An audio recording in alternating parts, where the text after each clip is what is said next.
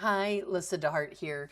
And today I want to walk you through this idea that has been really kind of showing up for me, which is the difference between partnership and participation. When I'm doing assessments, whether I'm working within an organization, assessing possible potential coaches to work with that organization, or doing ICF assessments, I noticed there seems to be some confusion around this idea of partnership versus participation.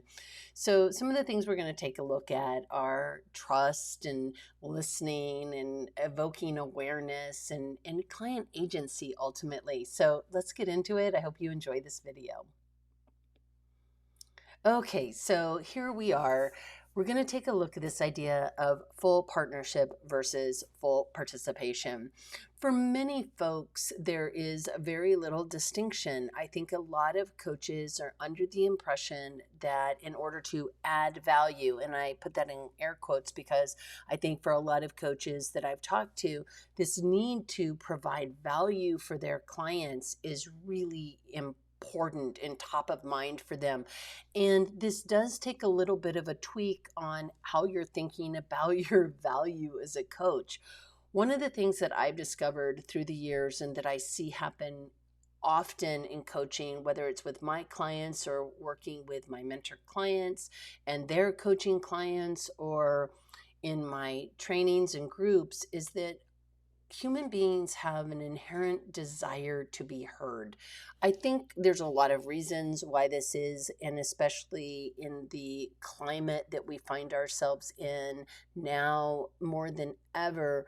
There's a lot of output and very little receptivity. So many of us are like talking, and nobody's really listening. And so what happens is, even with those people who you love, they're tired at the end of the day, they're busy, you're busy, people are talking to you, you're not really listening, they're not really listening. And so as a result of this overwhelm that many of us feel a lot of the time, not only are we not listening, nobody really feels heard. And so, as you think about your coaching, here's a space in which I am coming to you. You are my coach, and I really want to be heard. And I think this is true for many of our clients.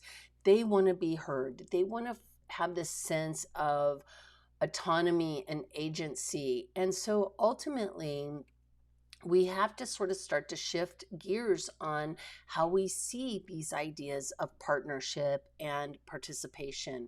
I think a lot of coaches participate too much in the sense that there's a lot of talking, telling, teaching, influencing, leading, directing, and all from a good place, from a good heart, that I want you to be successful. But we miss this really key component of hearing our clients deeply. And this really comes out of, when you start to look at the competencies around trust and safety, maintains presence, listens actively, evokes awareness. I mean, all of these things are really crucially important to these ideas of partnership. So let's take a look at some of these. So there's a shared responsibility in any coaching relationship that we have.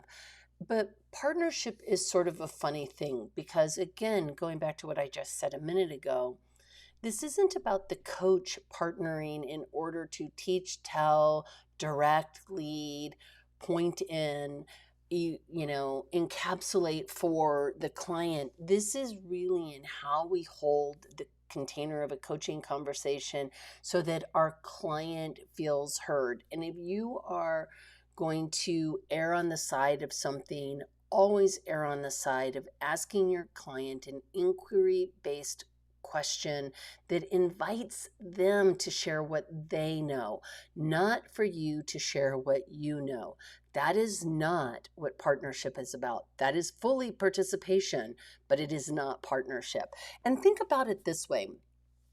If you come to me for coaching and your coaching is around wanting to, I don't know, feel more confident or really feel like finding your passion. It just doesn't matter. Whatever it is, leadership, if you want to become a good leader, there's only so much I can tell you that's going to be useful that you couldn't have read in a book, watched a YouTube video on, listened to a podcast about, or even more importantly, think of people who demonstrate the behaviors that you admire and explore what would allow you to do more of that.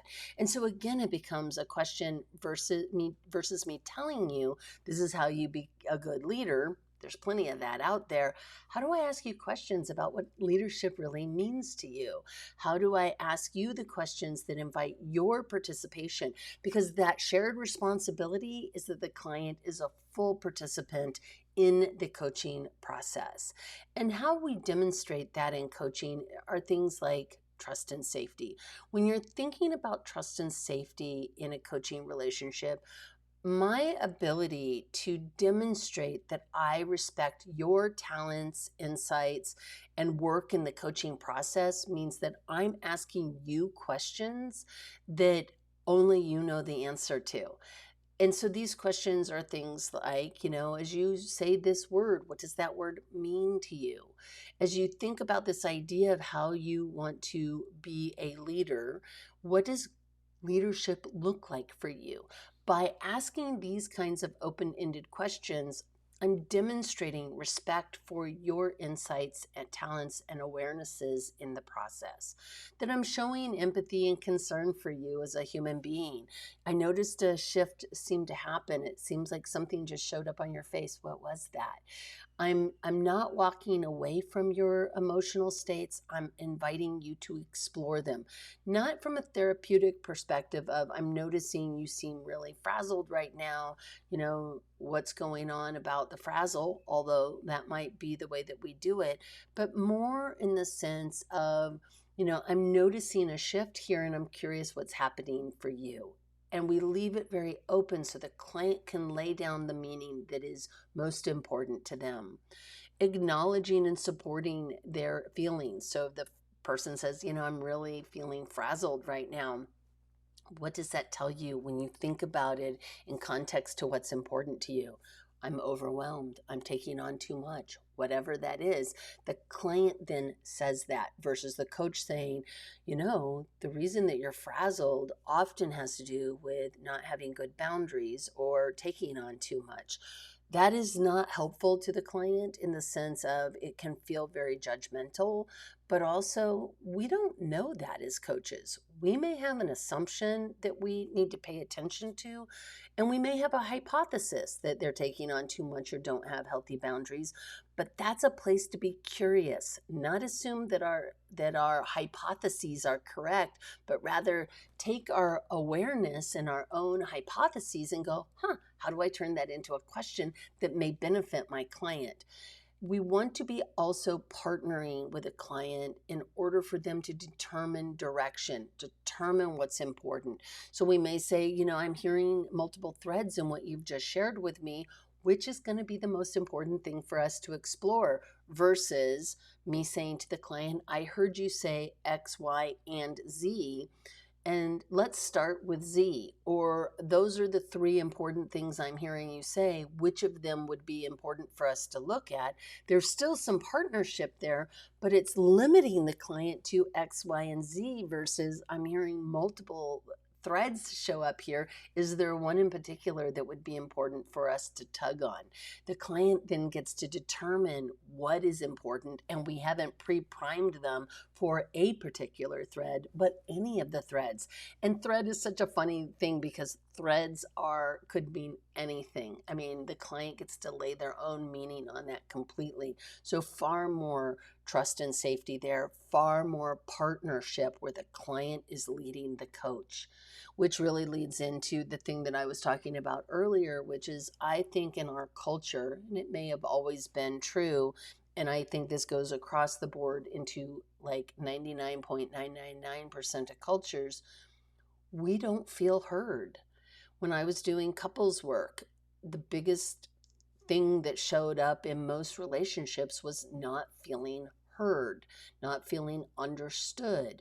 When I talk to people when they're unhappy in their jobs, one of the biggest reasons is not feeling heard, not feeling listened to. And so, as a coach, to have a client come to us and then for us not to actually listen deeply to them means that we're just mimicking the larger world they already experience. They don't typically need to pay to have more of the same. And so when you look at the things that demonstrate listening actively, that we're exploring things like the client's words, we're exploring the emotions that are showing up. We may notice nonverbals where the client makes like an interesting face. What just happened there? That is listening actively. That is listening deeply. It also is demonstrating presence in the part of the coach because the coach is aware of and noticing these things versus thinking of their next question that's going to lead the client towards some particular agenda. Noticing energy shifts, or we may be noticing tonal shifts, like something just happened. I noticed your voice go up right there. What was that? Again, these are ways that we turn things back to the client. This is the type of partnership that is meant by fully partnering with our client versus fully participating. And really inviting the client how they perceive their world and themselves within the world. As you're talking, what does this say to you in regard to how you see yourself in this situation? That's something only the client can determine. And so what happens out of that is it really ultimately evokes awareness for the client. Because what we're doing is we're asking questions that invite the client to really think about their thinking, their feelings, their values and the needs, their beliefs, and also how their behaviors may be impacting what they say their greater outcome is that they want. I put this in here too because this is one of the competencies is sharing with no attachment any observations, intuitions, or comments that the coach may have. And so a lot of times coaches will say to me, I'm not allowed to share anything in order to be truly coaching. Oh no, contraire, mon frere, you get to share a lot of stuff. It's without attachment though. So an example of that might be, I'm noticing that the energy feels like it just shifted here. That's an observation on my part right there. I'm noticing the energy shifted, and I'm curious. What are you, client, noticing? What just showed up for you as I said that? We want to share an observation or an intuition, but we also want to leave the client with the ability to say no, or it's different than that, or yes, and explain it more fully. So an example of this might be my intuition as the client is saying something is that this is a value that is out of alignment with the client, maybe in this particular scenario that I'm giving you. The client has shared something and I'm getting some sort of internal hit that says this is a value. And in fact, I may even be feeling the value is something like integrity. And so I say to the client, the word that's showing up for me as you're talking is integrity. But as I say that, client, what are you noticing? And this way I turn it back to the client to make the meaning. Again, the difference between partnership and participation. I get to participate, but I want to do it in a way that is fully partnering with my client. And then this happens a lot when I'm doing assessments. The way that I go through assessments and I do Ray notes, and you all know I love Ray notes. I love, love, love Ray notes. But one of the things that I love most is it says coach and client, and the coach is like, I just saw one, coach 31 minutes, client 28. That tells me immediately the coach is talking way too much. If you are asking simple, concise, open-ended questions and you're not monologuing to your client, you're going to be talking for maybe 5 to 10 minutes of a 30-minute conversation, which means it should say, Lyssa, 5 to 10 minutes, client 20 to 30 minutes. It should be that the client is talking more than the coach. Because if the coach is talking equal to the client, that means they're talking probably way too much. And this all leads to what I think is ultimately most important, and going back to feeling listened to, going back to the sense of empowerment, or maybe not going back to, but let's bring up this sense of empowerment, is this idea of we want to invoke agency on the part of the client. We want them to have autonomy. We want them to have a sense of ownership, and that these ideas are coming out of their mind, not out of ours. We're not laying our ideas on top of a person. We're not telling them this is how you should do anything. We don't need to be shoulding on anybody. We want them to be empowered to create insights and awarenesses for themselves. And ultimately, as we facilitate client growth at the end of a conversation, and we ask them, what are you taking away from this conversation? And the client tells us, what actions will support these awarenesses that you're having? Again, they're empowered to have agency over determining their own actions and their own behaviors, and that their homework, they need to be coming up with their own homework. Anytime a coach is giving a client homework, I mean, unless they're teaching them how to build a chicken coop, they really need to be asking the client for what actions support their insights and awarenesses, and what they'll take commitment to doing, so that the client is telling us instead of us telling them. And again, this is how we evoke agency and autonomy for our clients. And so I really hope that this video was useful for you today. You can always find more videos when you go over here and check out other videos that are on that list. I love to connect with people on LinkedIn. You please like, follow, subscribe, leave comments. I try and answer comments in the comments below, and you can find me in lots of different places. So I'd love to see you in another video. I hope you have a great day, and cheers.